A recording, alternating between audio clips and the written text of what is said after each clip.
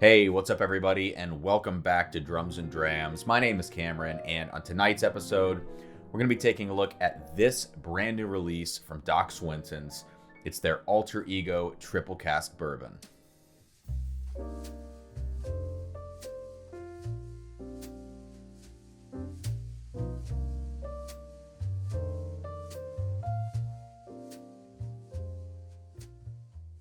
All right, so before we get into the actual review tonight, I just have to say a quick thank you to Daniel from Minnesota for sending this bottle along at cost. Daniel has been a great supporter of the channel, and we've swapped some samples back and forth.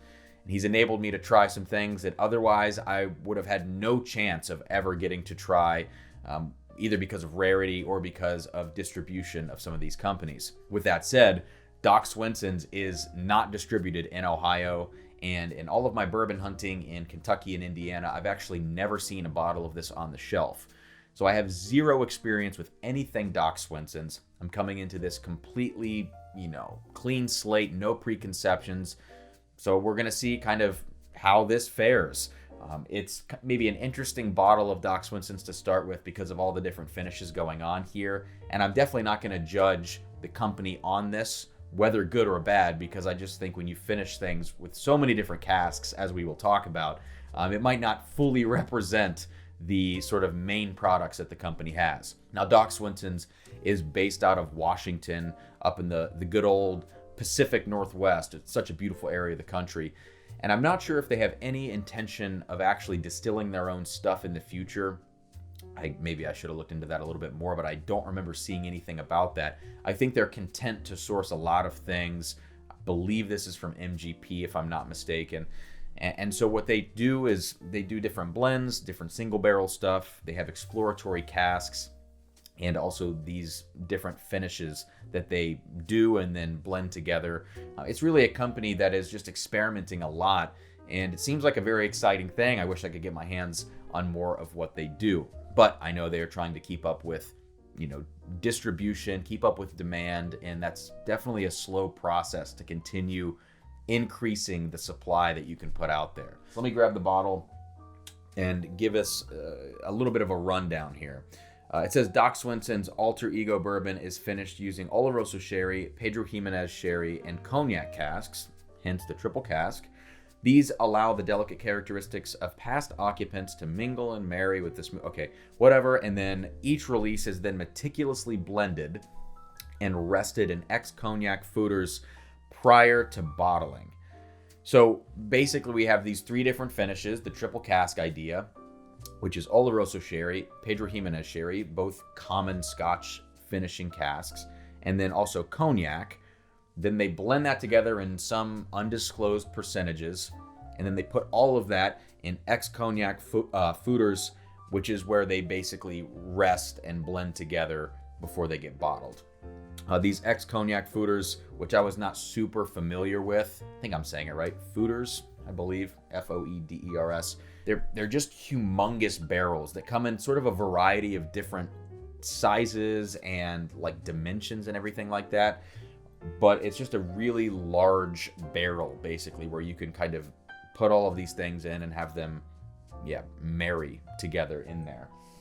So the Oloroso Sherry, the Pedro Jimenez Sherry, like I said, very common Scotch finishes. They impart these like sort of red fruit characteristics. The Pedro Jimenez is a little bit sweeter, whereas the Oloroso Sherry, a little darker, a little drier. You get maybe more nuttiness, like some almond characteristics from Oloroso Sherry.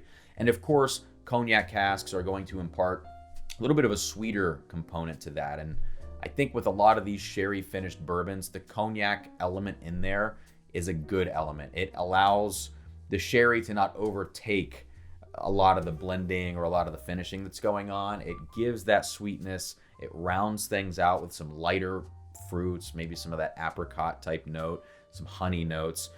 And by and large, it's a really nice combination. A comparable product to this would be the Joseph Magnus Standard Bourbon, which is between $85 and $100, depending on where you live. That's another one of these sort of like, multiple finishes that have been blended together at the end. So I think that's all I need to say about this. Proof on this bottle is, let's see, 95.8, so 47.9% ABV. It's a pretty low ABV, to be honest with you. I kind of wish it was a little bit higher, even before tasting it right now. I've had this bottle for about, I don't know, a week at this point. I've tried it a few different times. Have a couple of ideas about how this review is going to go, but of course I'm always open to changing my mind in the moment.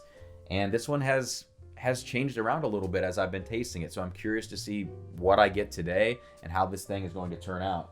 So let's center the bottle there on the drum. And let's get onto the nose here with this Alter Ego Doc Swinsons. All right, so right away, you get a nice dose of vanilla icing on the top of this. A little bit of an ethanol punch, which is kind of strange at this low ABV. I think part of it could be the glass that I'm using, which I'll talk about in just a second here. Definitely smell that Oloroso sherry finish in there. Like I mentioned, that particular kind of sherry is a little bit drier, darker. There's some almond notes, and that almond characteristic in here is really coming through very, very clearly. But in the same way, both of those sherry finishes, the Pedro Jimenez or PX and the Oloroso, those are going to bring in some really nice red fruit notes. And right now I get sort of this combination between raspberry and strawberry, maybe leaning a little bit more towards the raspberry type thing. Kind of reminds me of like a raspberry jam almost. And having said that, just the fruitiness, it's like a tart fruitiness in this glass. It's really nice, very off profile for those of you who like drinking unfinished bourbons. You might be kind of weirded out by this because it's almost resembling a scotch in some ways with all of these finishing barrels. I think there's a little bit of raisin in here, maybe a little bit of plum on the bottom end of things. Yeah, really, really desserty. I mentioned that the cognac casks can sometimes impart a little extra sweetness to round out the dry characteristics of the sherry finishing, and that's coming through here. There's like some nice cane sugar notes in here, a little bit of honey going on, and I've got to attribute that to the cognac finish. There's also a tiny bit of corn grain on the nose here. I think the bourbon in here is somewhere around 6 years old, if I'm not mistaken, 6.5.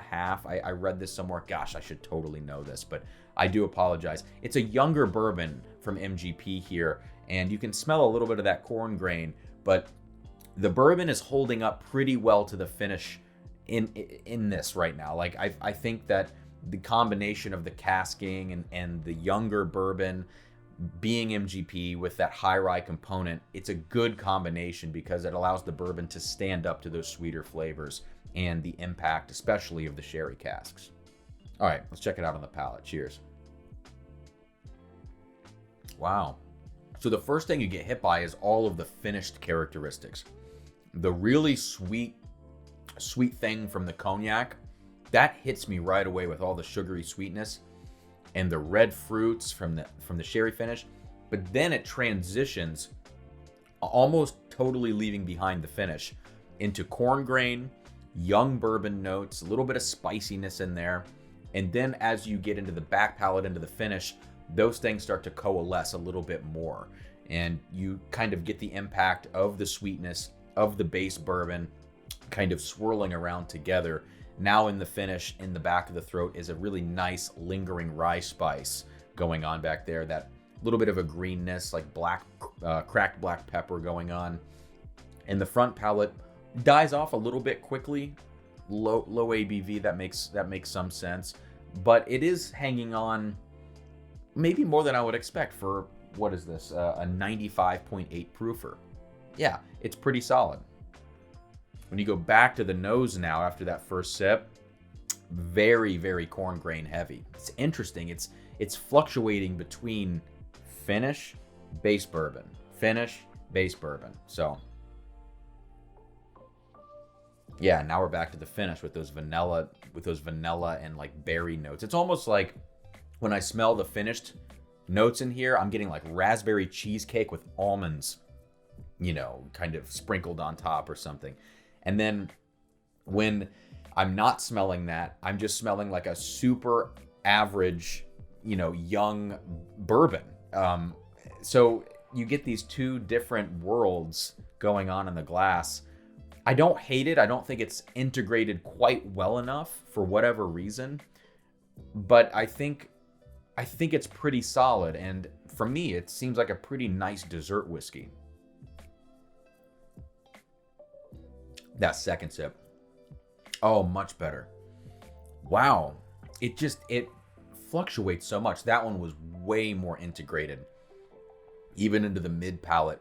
A lot of the sweet fruits, a lot of the cognac influence especially really hung on there in the mid palate and didn't give way too much to that base bourbon. What I think it was, the difference between those two sips was how much I kind of rinsed it in my palate. This seems like a bourbon that you really need to do the old mouthwash trick, you know, like you really need to get it in your palate so that everything has a chance to kind of impact your palate before you swallow it, as opposed to just taking sips of this. I think the disjunct quality of the finishing on here can kind of come to the surface if you just take sips without kind of rinsing it around in your mouth. It might seem silly to be that specific, but I think it's actually really important. All right, final sip. Yep. Every sip reveals the cognac finish more. The sherry finish is what really hits you in the first sip, and then it fades into the cognac finish every subsequent sip after that, you know? So I would say it's not a consistent bourbon. A lot of people really care a lot about that.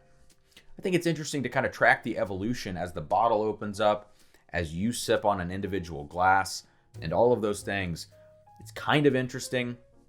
Not my favorite. It's not something that I'm crazy about, but it's a mood pour and something that I could really see being great at the end of a meal, you know? Skip dessert, have this whiskey, or have this whiskey with dessert. But again, I get that raspberry cheesecake with almonds vibe so much from this one. I really enjoy it. This bottle will probably last me, I don't know, 4 or 6 months or something like that, as I kind of have it in certain situations. But if I were you, if you can find this around you around that $60, $70 mark and you're into finished bourbons, pick it up. Hands down, it is an absolute recommend from me. I really, really like it, and I'd be curious to know what all of you think as well. So I think that's all I've got today. Please like this video if you enjoyed everything. Subscribe to the channel. Hit that bell notification button to find out when new stuff is coming out and when I am doing my live streams. If you have any questions, comments, concerns, feedback, or you'd like me to review anything in particular, drop a comment below or send an email to drumsanddrams@gmail.com. Thank you all so much for tuning in, and I will see you next time. I'm going to end with the final little bit here of this Alter Ego triple cask from Doc Swinson's. So cheers, and I'll see you next time on Drums and Drams.